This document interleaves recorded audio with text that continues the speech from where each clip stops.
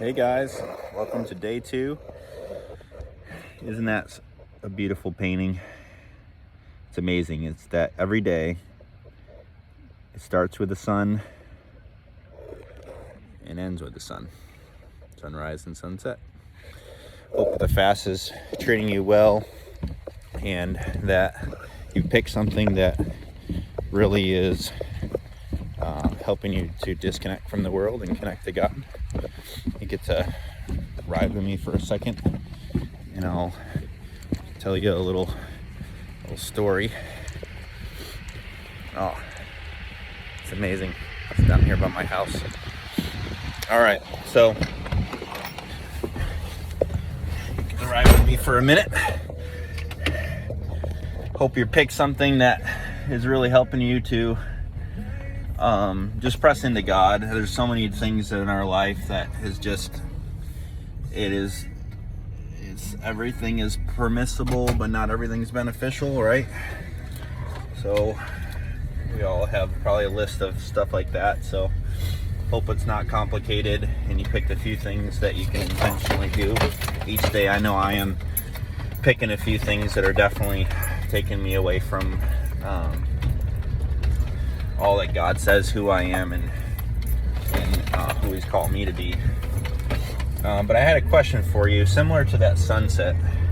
If you had an opportunity for somebody to paint you, and a very skilled master painter who is very able, what would he paint? Would he paint somebody full of courage and strength? Would he paint somebody who knows who they are and is confident? Would he paint somebody who's maybe fearful, who's worried, who's sad? We all have different emotions, but I ask you, how do you think that painting would look like? And even more so, what do you think God thinks that painting would look like? Because who you are, who you truly are, not what you think, not what I think, not what others think, but what God thinks is what you truly are. In Ephesians 2:10, it says that we are God's masterpiece. And believe it or not, you are a masterpiece. Your painting is not incomplete. It is not unfinished. You are not ugly. You are perfect. You are fearful, wonderfully made, on purpose, for a purpose, and for a reason. It's riding in the truck like this that reminds me of when I first came to Florida, that Lance allowed me to just kind of be myself. When I just first came to Florida, I was kind of raw, and he helped bring me to Christ. We went to church and he allowed me to just kind of be myself. And it's interesting because I look back, I laugh, like some of the things I used to ask him, like, so like what kind of clubs do you have around here, or what bars are good, or he's like, we don't do that, and we don't go there. And I learned real quick that my new wine did not fit in this old wineskin, if you know what I mean. So it's just interesting to see how I was growing as an individual and in Christ, and Lance allowed me to just be myself and make mistakes and learn things for myself. Learn how we do things.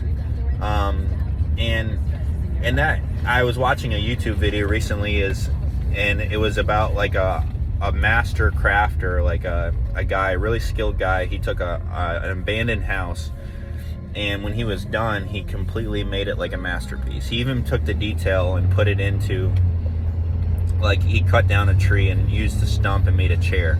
And he put so much detail in that chair, and he even used another piece of the stump as a base. And he even put a piece of metal and some bearings between the base and the chair, and then made it swivel.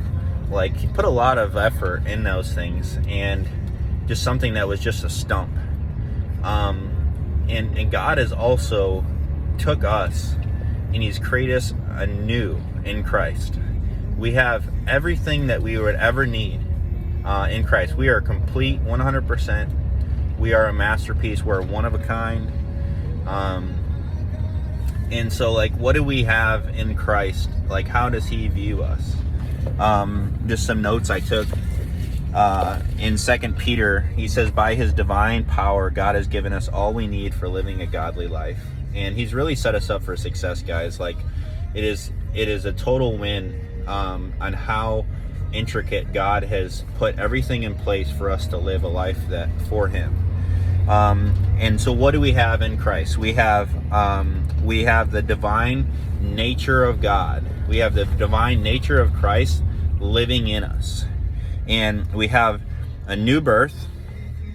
The old is gone and the new has come. We have a new life. We have a new name. We have a new family in a relationship. We are joint heirs in Christ. We have new resources. We have a new authority. We can claim that who we are in Christ. And so, like, if we view ourselves based on who we used to be compared to who we are now, we are not going to live a life that's up to par with who God says we are. And so when we take him at his word and we listen and we believe truly that we are who he says we are,